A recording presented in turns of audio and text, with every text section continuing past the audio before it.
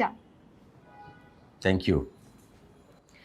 আচ্ছা জানো, তোমার এত সাজগোজ দেখলে না আমার প্রচন্ড হিংসে হয়। তাই? কেন? ধরো আজ আমি তোমার সাথে যাচ্ছি, প্রতিদিন আমি তোমার সাথে যাই না, যাই? আচ্ছা রাস্তায় অনেক মেয়ে থাকে, তাই না? কখন আমার কপাল পুড়ে যায় কে জানে। শোনেন শোনেন শোনেন, আপনার রূপে পুরে আমি ছাই, মানে একেবারে কয়লা। এই কয়লাকে কে পছন্দ করবে শুনি? আচ্ছা এত রোমান্টিসিজম কিভাবে আসে তোমার ভিতরে? ওই যে নেগেটিভ পজিটিভ না হলে তো ইলেকট্রিসিটি তৈরি হয় না, আর তোমাকে টাচ না করলে আমারও ইলেকট্রিসিটি হয় না, মানে রোমান্স আসে না, বুঝতে পেরেছো? আচ্ছা থাক, এত রোমান্টিসিজম দেখাতে হবে না, চা খাও। চা?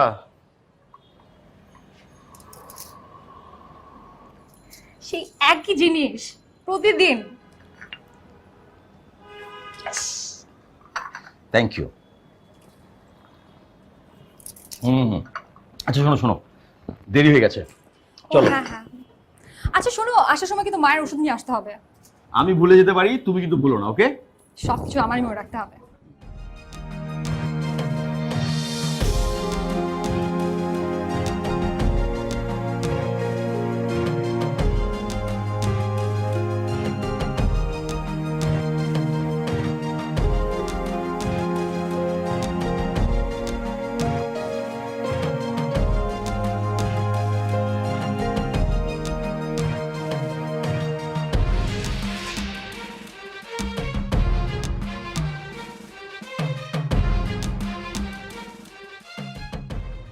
কি তোমাদের নতুন চৌধুরী কোথায়? ভাই তো এখনো আয় নাই। আচ্ছা, আয়া পড়বো, কিছুক্ষণের মধ্যে আয়া পড়বো। আমার এলাকায় আইসা আমারে টপকায় কাজটা বাগায় নিবে, আর আমি কি করব? আমি এখানে বৈশা বৈশা আঙুল চুষবো? বুঝাই দিও এটা তোমার ভাইরে। কি হয়েছে? আমার সাথে কথা বলেন। হ্যাঁ, আপনি আঙ্গুল চুষবেন না কি চুষবেন সেটা আপনার ব্যাপার। আমি লবিং করে কখনো কাজ নেই না, আমার কোম্পানির একটা গুডউইল আছে, সেখান থেকে আমি কাজটা পেয়েছি এবং এটা করছি। সো কি হয়েছে, কি বলেন বলেন কি হয়েছে? অথচ এটা আমার মামা শ্বশুরের প্রোগ্রাম, এই প্রোগ্রামের তো আমিই পেতে পারি এই কাজটা, তাই না? কে কিভাবে কাজ পায় এটা আমরা সবাই ভালো করেই জানি। আর তাছাড়া এত কথা বলার মতো সময় আমার হাতে নাই। এই এলাকায় যদি কাজ করতে হয় তাইলে আমাকে পার্সেন্টেজ দিতে হবে। হোয়াট? আমি তো পার্সেন্টেজ দিয়ে ব্যবসা করি না। দিতে হয়, পার্সেন্টেজ দিতে হয়, নাইলে ব্যবসা করা যায় না। হ্যালো, আমি বানে ভাইসা আসিনি এখানে, ঠিক আছে? কোথাকার কোন মিয়া ভুইয়া আসছে আমার থ্রেট দিতে না যে আপনাকে পার্সেন্টেজে কাজ করতে হবে। আর তুমি তুমি কোথাকার কোন চৌধুরী? এই, আমি আমার বংশ পরিচয় এরকম রাস্তার মধ্যে কাউকে দিতে রাজি না, ঠিক আছে? দিতে হবে না। তোমার ইভেন্ট হাউস এই এলাকায় কোনো কাজ করতে পারবে না। কোনো বাপের বেটা সাধ্য নাই যে আমার কাজ এখানে বন্ধ করে। বাপের সাধ্য নাই ঠিক, কিন্তু বন্দুকের গুলি কিন্তু কোনো বাপ ভাই চেনে না। একদম গুলি করে মাথার খুলি উড়াই দিব। এই আমি কি বসে থাকবো? তাহলে আমি আমি আমি ছাড়বো না কি তোমারে? হ্যাঁ, কত বড় সাহস! এই দেখি দেখি দেখি দেখি কি চিন্তা করছিস আমারে? কি শুরু করলো তোমরা এখানে? দেখো মিয়া, এখানে আমার মেয়ের বিয়ে হইতেছে, প্লিজ দয়া করে তোমরা চুপচাপ হও, আর তোমার সাথে আমি একটু পরে দেখা করব, ঠিক আছে? এইখানে না। তোমার রিলেটিভ? হ্যাঁ। ওদেরকে ভালো করে বুঝাই দাও এই মিয়া কি জিনিস। ওরা এখনো বুঝতে পারে নাই, বুঝছো? খালি একটা মেয়ে মানুষ সঙ্গে আছে দেখা, নাহলে ওর নারী বুড়ি আমি রাস্তায় নামাই মিয়া দিতাম। তুমি যাও তো, যাও, তোমার সাথে আমি পরে কথা বলবো, যাও। আমি দেখে নিব, চল। আর বাবা প্লিজ এখন এগুলো নিয়ে ঝামেলা করো না, ভিতরে চলো, পরে কথা বলতেছি, আসো। এই তোমরা কাজটা শেষ করো। আচ্ছা তুমি এখনো ওইসব চিন্তা করতেছো? কি করব? মানে এরকম একটা লোক, মিয়ার মতো একটা লোক আমাকে কাজ নিয়ে থ্রেট করবে, এটাও মেনে নেবো আমি? আচ্ছা প্লিজ প্লিজ এসব বাদ দাও এখন প্লিজ। বাবাজি আমার কাছে মনে হচ্ছে মিয়ার সাথে মিটমাটটা করে ফেলো। মামা আপনি কি বলেন? এরকম একটা স্টুপিড, এরকম রাস্তার মানুষ, তার সঙ্গে আমি মানে এই কাজের জন্য মিটমাট করে ফেলবো? আচ্ছা তাতে কি, সুযোগ পেলে তুমিও তার সদ্ব্যবহার করবা। তুমি একটু বুঝাও বাবাজি, আমার কাছে মনে হচ্ছে মিটমাটটা করে ফেলো, ভালো হবে, একটু বুঝাও প্লিজ। আচ্ছা শোনো, আমার মনে হয় কি এই অনুষ্ঠানটা শেষ হোক, তারপর আমরা এই নিয়ে কথা বলবো না। হ্যাঁ, এখন একটু অনুষ্ঠান কিভাবে কি করা যায় আমরা ওইটা নিয়ে একটু, ঠিক আছে? কাকে কাকে দাওয়াত দিব, কি করব, সেই লিস্টটা তৈরি করা উচিত, অনেক কিছু রয়ে গেছে। প্লিজ।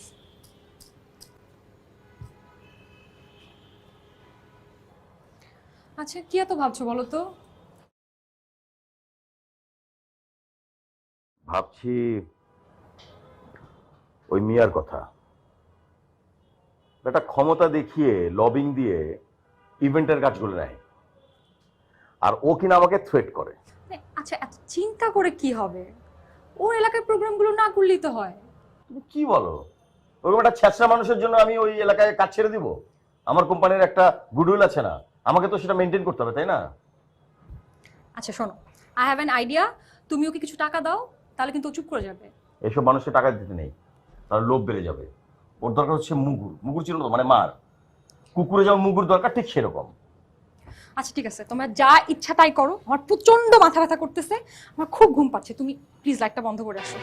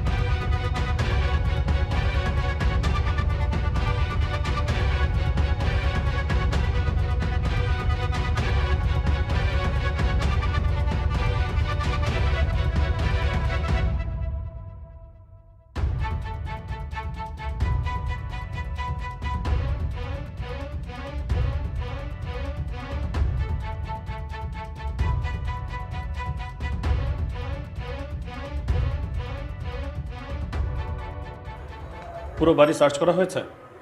জি স্যার, সন্দেহজনক তেমন কোনো আলামত পাইনি। তদন্তের স্বার্থে আমরা কিছু জিনিস সংগ্রহ করেছি। ভিকটিমের মায়ের কি অবস্থা?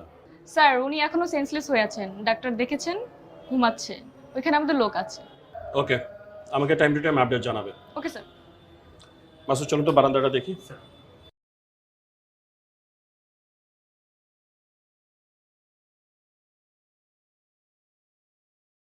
স্যার আসবো? এসো, স্যার বসো। মাসুদ, মিলন চৌধুরী এবং তার স্ত্রী হত্যাকাণ্ডের ময়নাতদন্তের রিপোর্টের আপডেট কি? স্যার ময়নাতদন্তের রিপোর্ট আগামীকাল আমাদের হাতে এসে পৌঁছবে। ভিকটিমদের পার্সোনাল তথ্য কালেক্ট করতে পেরেছো? প্রাথমিক তথ্যগুলো আমাদের হাতে এসেছে, বাকিগুলা আগামীকাল চলে আসবে। দেখো, আমি এটুকু নিশ্চিত যে খুনি একাধিক ছিল এবং তারা বারান্দা দিয়ে প্রবেশ করেছে রুমে। জি স্যার, কিন্তু বারান্দার গ্রিলের সাথে দড়ি বাঁধলো কে? ওটা তো আমাদেরকে খুঁজে বের করতে হবে। আচ্ছা, মিলন সাহেবের শাশুড়ির কি অবস্থা? উনি মোটামুটি ভালোই আছেন। তাকে জিজ্ঞাসাবাদ করা যাবে? জি স্যার, ডাক্তারের সাথে আমার কথা হয়েছে, উনি বলেছে জিজ্ঞাসাবাদ করা যাবে। ঠিক আছে, তুমি তাহলে তাকে থানায় আনার ব্যবস্থা করো, আমি কথা বলবো। ওকে স্যার। এসো।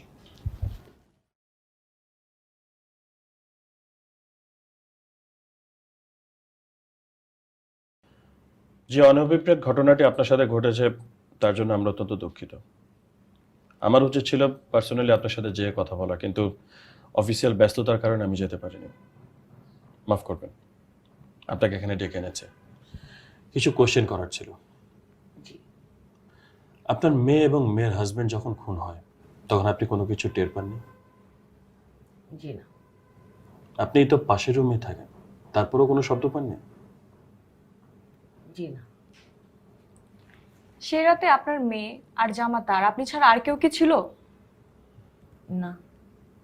তাদের সাথে আপনার শেষ কখন দেখা হয়েছিল আর কি কথা হয়েছিল শেষ কথা? গতকাল ওরা যখন পার্টিতে যাচ্ছিল বিকেলে, তখন আমার সঙ্গে দেখা হয়েছিল।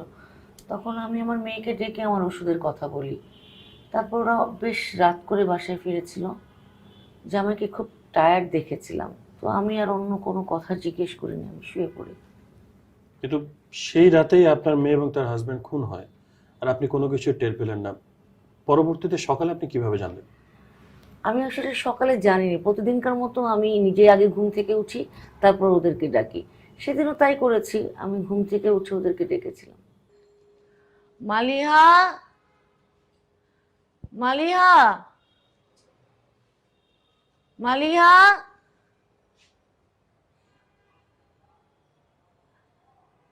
মালিয়া, মালিয়া।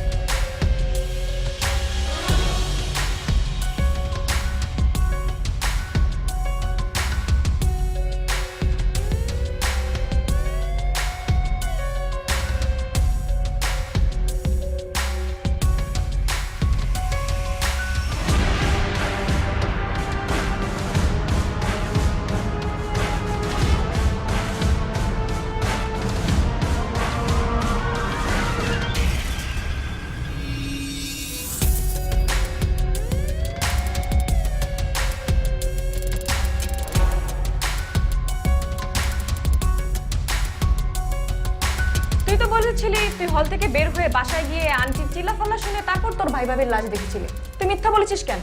তুই তো সেদিন হল থেকে 10 মিনিটের মাথায় বের হয়ে গিয়েছিলি তোর ভাই ভাবিকে খুন করার জন্য। ম্যাডাম আমি হল থেকে বের হই নাই ওই দিন। বের হসনি তুই? তুই বের হসনি? ম্যাডাম বের হই নাই আমি ম্যাডাম। সত্যি করে বল। আমি ওই দিন হলের থেকে বের হয়েছিলাম, বাসায় গেছিলাম সত্য, কিন্তু আমি যাই দেখি মার্ডার হয়ে গেছে। আমি প্ল্যান করে গেছিলাম কিন্তু আমি কাজটা করতে পারি না ম্যাডাম। আমার আগে অন্য কেউ কাজটা করে চলে গেছে। মিয়া সাহেবের সাথে তোর কি সম্পর্ক? কিসের কথা বল। মিয়া ভাই আমারে বলছিল মিলন ভাইরে সরাই দিতে পারলে আমারে টাকা দিবে। আমার মা খুব অসুস্থ, আমার টাকার দরকার ছিল। ভাইয়ের কাছে আমি টাকা চাইছি, আমারে দেয় নাই। টাকার খুব লোভ না? এবার তুই জেলে ভাত খা আর টাকার লোভ কর। তুই সেদিন কি দেখেছিলি সেটা বল। দোতলায় যায় যখন দেখি ভাই ভাবি লাশ পড়ে রয়েছে, আমি দৌড়ে নিচে চলে আসি। নিচে চলে আসে দেখি গাড়িতে একটা মেয়ে ছিল গাড়িতে ম্যাডাম। টাকার খুব লোভ তোর না? এই কেস সলভ হওয়ার আগ পর্যন্ত তুই কাজটা দিতে থাকবি।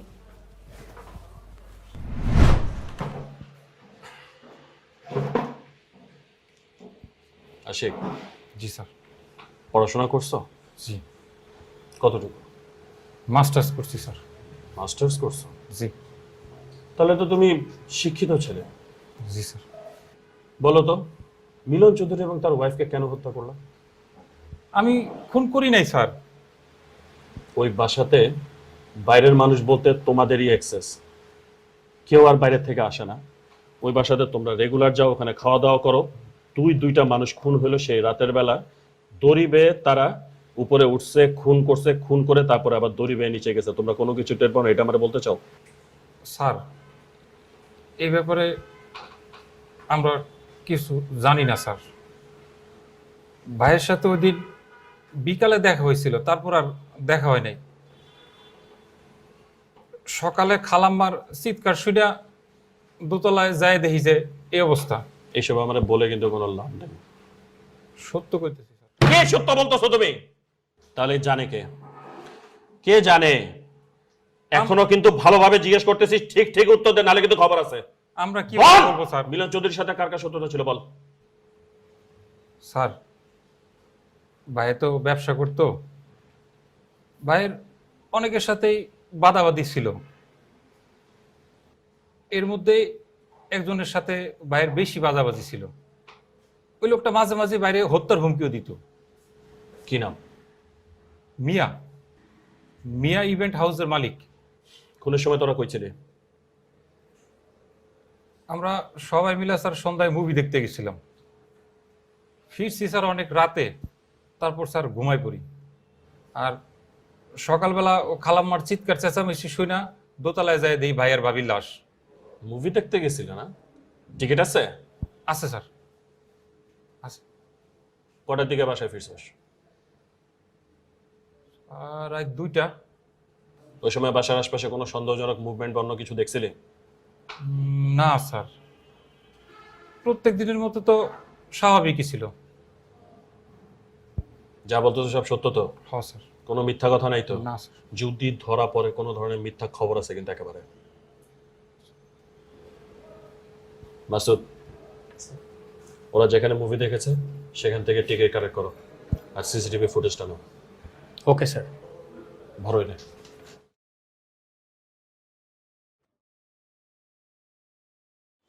আপনাকে আমাদের সাথে একটু থানায় যেতে হবে।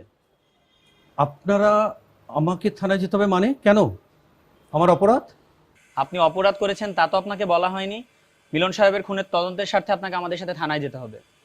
কিন্তু মানে আমাকে কেন জিজ্ঞাসাবাদ করবে? আমি তো এই খুনের কিছু জানি না। আপনি জানেন কি জানেন না আমাদের সাথে থানায় চলুন, পরে আপনাকে বলা হবে। তাই না? আচ্ছা, হ্যালো, হ্যাঁ।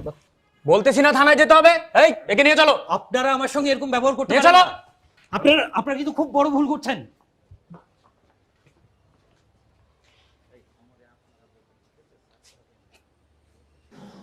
তো মিয়া সাহেব কেমন আছেন? আপনার কি ধারণা আছে আমি কে? আমাকে এইভাবে তুলে আনার মানে কি? শান্ত হন, এত এক্সাইটেড কেন? আমি তো আপনাকে ডেকে এনেছি কিছু কোশ্চেন করার জন্য। সরাসরি কোশ্চেন করব, সরাসরি উত্তর দেবেন। মানছি মিলন চৌধুরীর সাথে আপনার কোনো শত্রুতা আছে, কিন্তু তার কারণে আপনি তাকে খুন করে ফেললেন। আশ্চর্য! এটা কি জাতীয় কথা? আমি কেন খুন করব? হ্যাঁ, শত্রুতা মানুষের সাথে মানুষের থাকতেই পারে, কিন্তু খুন করা তো কোনো সমাধান নয়। বাহ, আপনি তো অনেক জ্ঞানী ব্যক্তি, অনেক কিছু জানেন। আমি অনেক কিছুই জানি, কিন্তু এই খুনটার ব্যাপারে সত্যি আমি কিছু জানি না। আপনি তাকে থ্রেট করেননি? থ্রেট করতেই পারি, অনেক রকম শত্রুতা ছিল। আর এলাকার সবাই জানে যে আমার প্রচন্ড মাথা গরম। আমি রেগে গেলে কাকে কি বলি, কি করে ফেলি, আমি কিছু বলতে পারি না। দেখেন, আপনার প্রশ্নের উত্তর কিন্তু আপনি নিজেই দিয়েছেন। রাগ যদি করতে পারেন, এত যদি আপনার রাগ হয়, তাহলে সেই রাগের মাথায় কিন্তু খুনও করতে পারেন। না, পারি না। খুন করাটা আমার দ্বারা সম্ভব নয়। আর এই মিলন চৌধুরীর খুনের ব্যাপারে সত্যি আমি কিচ্ছু জানি না। মিয়া সাহেব, আমি আপনাকে এখনো সময় দিচ্ছি, ভেবে দেখুন। এই খুনের সাথে যদি আপনি জড়িত থাকেন, কোনো ধরনের ইনভলভমেন্ট যদি আপনার থেকে থাকে, আমাকে জানান। যদি আমাদেরকে তদন্ত করে বের করতে হয়, বিলিভ মি, এটার জন্য আপনাকে কিন্তু চড়া মূল্য দিতে হবে। ওকে, ফাইন। দেখেন আপনারা,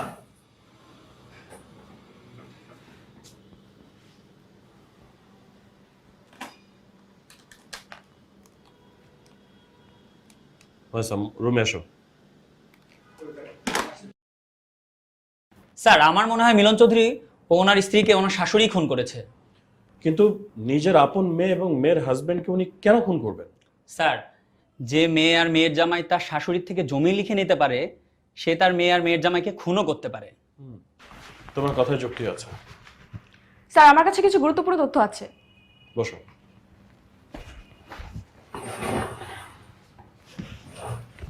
বলো। স্যার, কলেজটা স্যার, কলেজ থেকে পাওয়া তথ্য অনুযায়ী কর্মচারী আশিক ও মিলন চৌধুরী খুনির অভিযুক্ত মিয়া সাহেবের সাথে যোগাযোগ ছিল এবং ঘটনার দিন রাত পর্যন্ত এটি কন্টিনিউ ছিল। কিন্তু আমরা যতটুকু জানি, ওই সময় তো তারা ছিলই না। স্যার, তাদের দেওয়া তথ্য অনুযায়ী টিকিট ও সিসিটিভি ফুটেজ সংগ্রহ করে যেটা আমি কালেক্ট করেছি, তারা সবাই একসাথে ছবি দেখতে যায় এবং ছবি দেখে। কিন্তু স্যার, আশিক নামের ছেলেটা ছবি দেখা থেকে 10 মিনিটের মধ্যে বের হয়ে যায়। বের হওয়ার পরে আশিকের লোকেশন কি? সে কার কার সাথে কথা বলেছিল? স্যার, লোকেশন ট্র্যাক করে দেখা যায় আশিক ওই হল থেকে বের হয়ে বাসায় যাওয়ার সময় মিয়া সাহেবের সাথে যোগাযোগ করে এবং অন্য কিছু নাম্বারেও যোগাযোগ করে এবং ওইখান থেকে সে আবার হলে ফিরে যায়। তার মানে তো রহস্য ওদের মধ্যে লুকিয়ে আছে। ইমিডিয়েটলি তুমি তাদেরকে রিমান্ড আনার ব্যবস্থা করো। জি স্যার। মাসুদ, হেল্প কর। Okay sir. এসো। স্যার,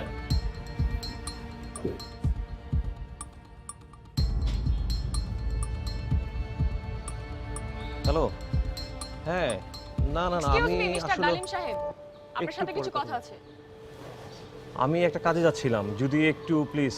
আপনি যদি এখন আমার সাথে কথা না বলেন, আপনাকে থানায় যেতে হবে। ঠিক আছে, যদি একটু ভালো হয় এখানে শেষ করে ফেলেন প্লিজ। ঠিক আছে, তাহলে বলেন প্রতি মাসে আপনার বোন কিছু টাকা আপনার অ্যাকাউন্টে কেন জমা করে? আপনারা জানেন যে আমার ভাগ্নি এবং ভাগ্নির জামাই তার মাঠ থেকে না বলে বাড়িটা লিখে নিয়েছে। এরপর থেকে আমার বোন কিছুটা শঙ্কায় আছে, যদি শেষ বয়সে তাকে বের করে দেয় বাসা থেকে, কোথায় থাকবে, কি করবে। তাই আমার বোন প্রতি মাসে কিছু কিছু করে টাকা আমার অ্যাকাউন্টে সেভিং হিসাবে রেখে দিচ্ছে। তাহলে তার মেয়ের টাকা আপনাকে কেন দিচ্ছে, আপনার অ্যাকাউন্টে কেন জমা করছে? এমন তো না আপনি আর আপনার বোন মিলে আপনার ভাগ্নি এবং ভাগ্নির জামাইকে খুন করার প্ল্যানিং এর জন্য টাকা জমাচ্ছেন?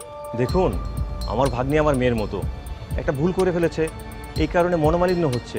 তাই বলে আমরা আমাদের মেয়েকে খুন করে ফেলবো, এটা তো হতে পারে না। এটা আচ্ছা ঠিক আছে ডালিম সাহেব, আজকে তাহলে আপনার সাথে এই পর্যন্তই। কিন্তু আমাদের কেস শেষ হওয়ার আগ পর্যন্ত আপনি ঢাকার বাইরে কোথাও যাবেন না, এবং আপনাকে যখনই থানায় ডাকা হবে আপনি থানায় সাথে সাথে উপস্থিত থাকবেন। ঠিক আছে। ঠিক আছে, আসুন।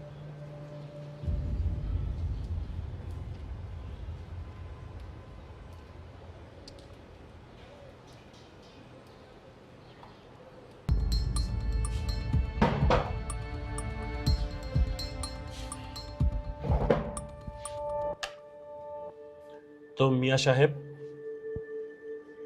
বড় বিজনেসম্যান, অনেক বড় বড় জায়গাতে নাকি আপনার হাত। বলেছিলাম না, কোনো ধরনের ইনভলভমেন্ট যদি পাই পরামর্শ দিতে হবে। তো এখন বলুন, আশিকের সাথে আপনার কি এমন সম্পর্ক, আর কি লোক তাকে দেখিয়েছিল? হ্যাঁ অফিসার, আশিককে আমি চিনতাম। ও মিলন চৌধুরীর ইভেন্ট ম্যানেজমেন্টটা চালাতো, তো ওকে আমি একটা টোপ দিয়েছিলাম। ও যদি সেই মিলন সাহেবের ইভেন্ট ম্যানেজমেন্ট ফার্মটার টোটাল কাজগুলো আমাকে তুলে দিতে পারে, অর্থাৎ কোম্পানিটা আমাকে হ্যান্ড ওভার করে দিতে পারে, তাহলে ওকে আমি আমার ব্যবসার 50% শেয়ার দিব। আর সেই লোভের বশবর্তী হয়ে আশিকের জোড়া খুনটা করলো, তাই তো? না অফিসার, খুনটা আমরা করি নাই, বিশ্বাস করেন।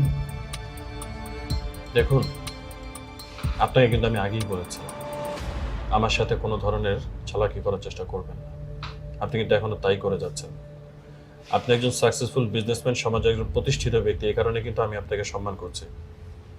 একটু পরে কিন্তু করব না। বিশ্বাস করেন অফিসার, আশিক খুনটা করে নাই। হ্যাঁ, তবে এটা ঠিক যে আমি আর আশিক এই পরিকল্পনাটা করেছিলাম, কিন্তু সেই পরিকল্পনাটা সাকসেস হয় নাই।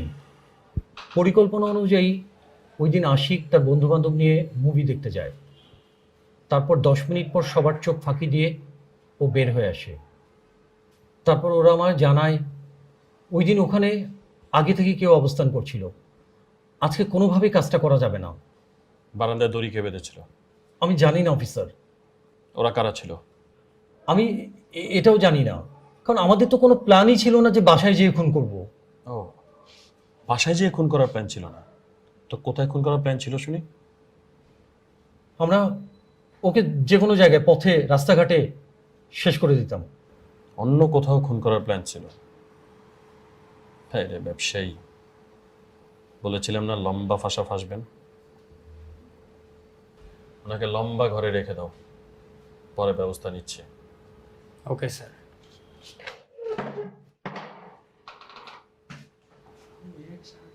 দেখুন, আমি বলছি না যে খুনটি আপনি করেছেন, হয়তো আপনাকে কেউ প্ররোচনা দিয়েছে খুনটি করার জন্য। আমি বুঝতে পারছি না আমি কেন খুন করব, আমি এটা করিনি। তাহলে প্রতি মাসে আপনার অ্যাকাউন্ট থেকে একটা নির্দিষ্ট পরিমাণ অ্যাকাউন্ট অন্য একটা অ্যাকাউন্টে জমা হয় কেন? আমার জামাতা যখন বাড়িটা লিখে নেয় তখন আমার অ্যাকাউন্টে কিছু টাকা রাখে। আমার মনে হয়েছে যে আমার বাড়ি লিখে নিতে পারে, সে তো আমার অ্যাকাউন্টের টাকা যে কোনো সময় নিতে পারবে। তখন আমি নিজের সিকিউরিটির জন্য কিছু কিছু করে টাকা আলাদা করে সরিয়ে রাখি। চলো। স্যার, আমার মনে হয় আমি খুনিকে শনাক্ত করতে পেরেছি। মানে? ওই বাসার সামনে থাকা একটা সিসিটিভি ফুটেজ আমি সংগ্রহ করেছি। শনাক্ত করতে পেরেছো কে সে? জি স্যার, ওই মেয়েকে আশিকও সেদিন রাতে দেখেছিল, এবং ওই মেয়ের সাথে মিলন চৌধুরীর ফোনে কথা হতো, এবং আমার হাতে সকল তথ্য আছে। তুমি তাহলে এখনই যাও, এসআই মাসুদকে নিয়ে ওই মেয়েকে গ্রেফতারের ব্যবস্থা করো। জি স্যার। আমি ঠিক বুঝতে পারছি না। আমরা দেখছি, আপনি নিশ্চিন্ত থাকুন। আপনি এখন আসুন, আমরা আপনাকে জানাবো। জি স্যার।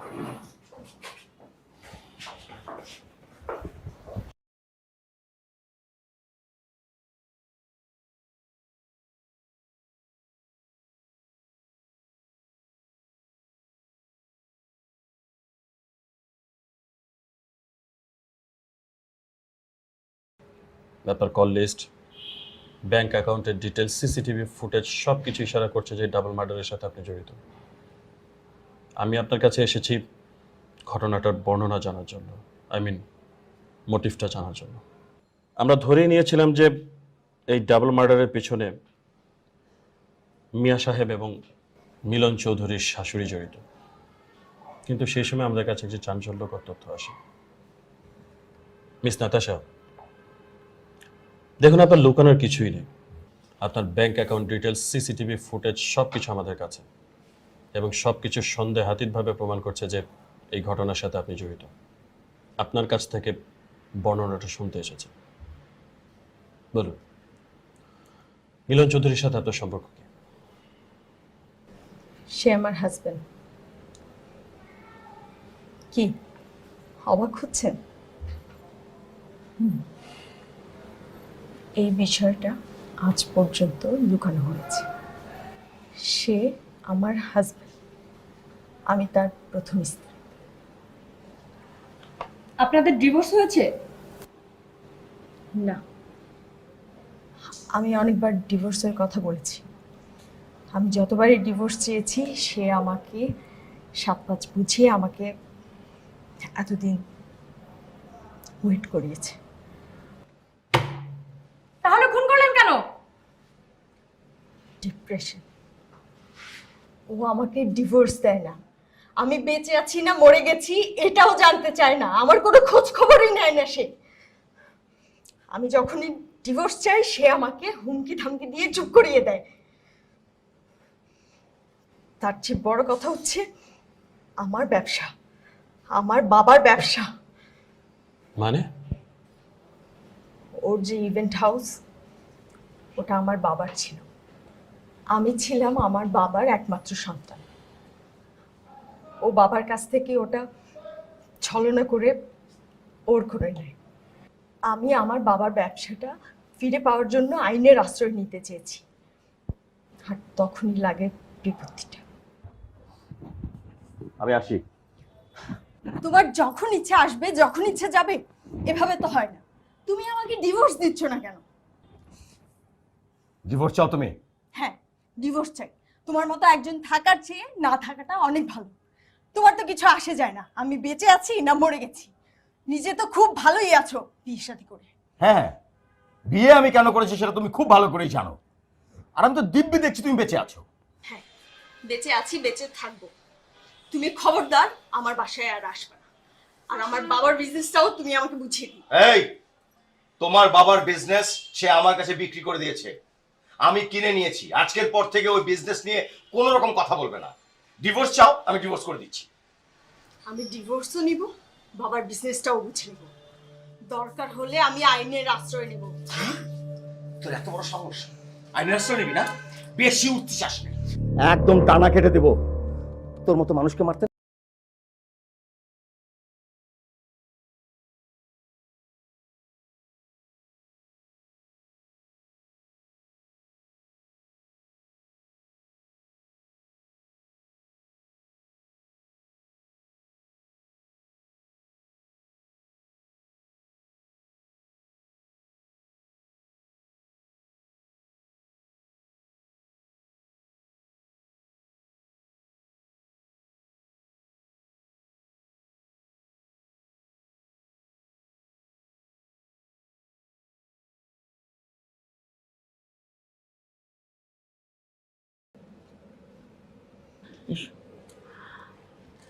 মিলনের যে ঢাকায় কোনো কাজিন থাকে এটাই তো জানতাম না, মিলন কখনো বলেনি।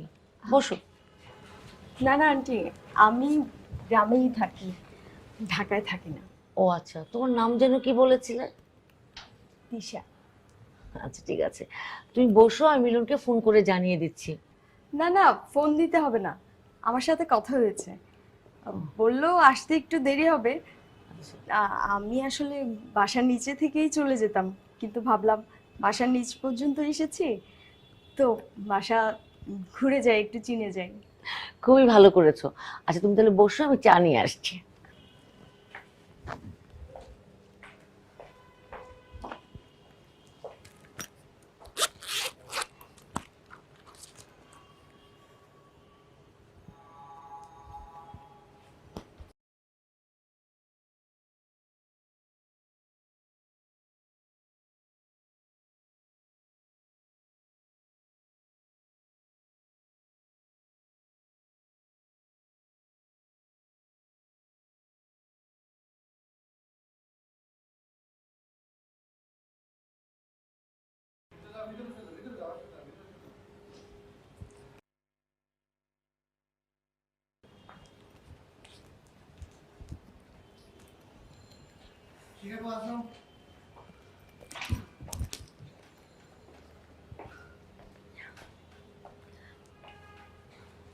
আন্টি পানি খাবো।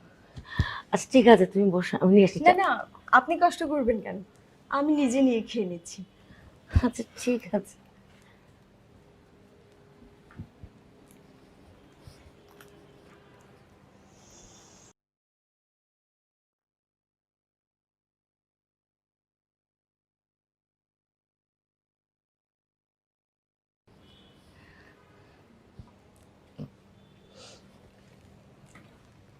চাটনি। Thank you. ওয়েলকাম।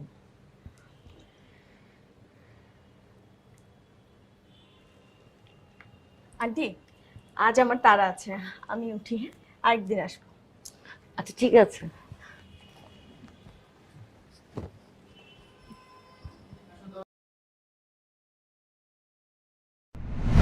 আমি ঠিক যেমনটা প্ল্যান করেছিলাম ঠিক তেমনটাই হয়েছে, আর আমার প্ল্যান সাকসেসফুল হয়েছে।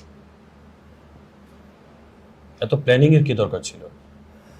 Since he was your husband, খুব সহজে আপনি তাকে মারতে পারতেন, এমনকি খাবারে বিষ মিশিয়েও মারতে পারতেন। এত প্ল্যান কেন করলেন? রাইট, আমার টার্গেট ছিল মিলন, আর কেউ না। আমার ভাবনা ছিল মিলনকে খুন করে ফেঁসে যাবে তার স্ত্রী আর তার শাশুড়ি, আর তার হত্যার দায় তাদের শাস্তি হবে। সেই ফাঁকে আমি বেঁচে যাব। মাস্টার প্ল্যান করতে চেয়েছিলেন, কিন্তু সব পরিকল্পনা একেবারে ভেস্তে গেল। তো বলুন, কিভাবে খুন করলেন এবং খুনের সাথে কারা কারা জড়িত ছিল? পরিকল্পনা অনুযায়ী আমি কিছু প্রফেশনাল কিলার হায়ার করি। আমি তাদেরকে আমার করে আনা ভিডিও আর আমার কাছ থেকে তাদের যত ধরনের ইনফরমেশন দরকার তারা পেয়েছে। আমার পরিকল্পনা অনুযায়ী আমি তাদের জন্য দড়ি লাগিয়ে এসেছি। হ্যাঁ, তারা ওই দড়ির মাধ্যমে ঘরের মধ্যে প্রবেশ করেছে আর মিলনকে আর তার দ্বিতীয় স্ত্রীকে হত্যা করেছে।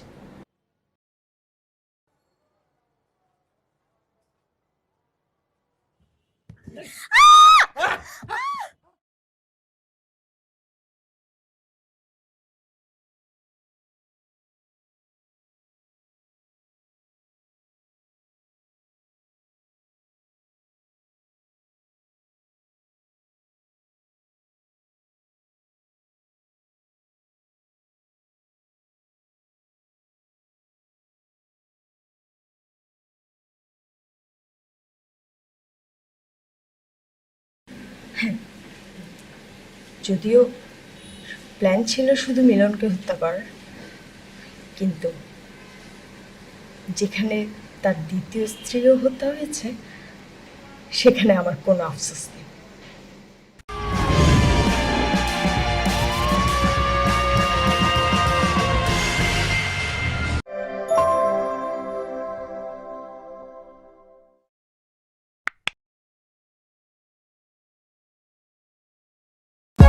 For more updates, subscribe